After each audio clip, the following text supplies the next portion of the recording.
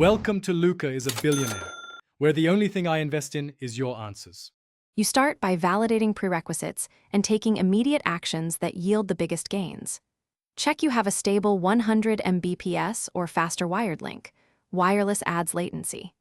Enable RDP with network-level authentication so sessions authorize faster and use less handshake overhead. Once done, sign out other users and set the host power plan to high performance so CPU frequency scaling doesn't add pauses. These steps cut latency and jitter immediately, because network reliability and CPU responsiveness are the foundations of a fast RDP session. Now you optimize the middle layer, transport and rendering. Configure RDP to use UDP where supported.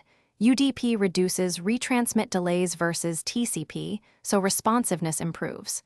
Reduce visual load by disabling wallpaper, smooth fonts, and animations, and drop color depth to 16-bit for large savings in bandwidth.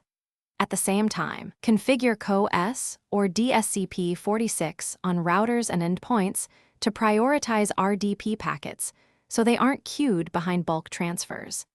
These changes lower perceived lag and make screen updates arrive more quickly and smoothly. Finish with hardware and diagnostic fixes that resolve stubborn latency. Turn on GPU hardware acceleration and ensure the host uses GPU offload for rendering. Update graphics drivers so encoding is efficient. If your round-trip time exceeds about 50 ms, place a local gateway or WAN accelerator near the client to shorten hops. If issues remain, run speed, ping, and packet loss tests, then reboot the network interface. Resync MTU settings and check for packet fragmentation. That single troubleshooting checklist typically reveals the remaining bottleneck. Thanks for watching and please subscribe. It's the best investment you'll ever make.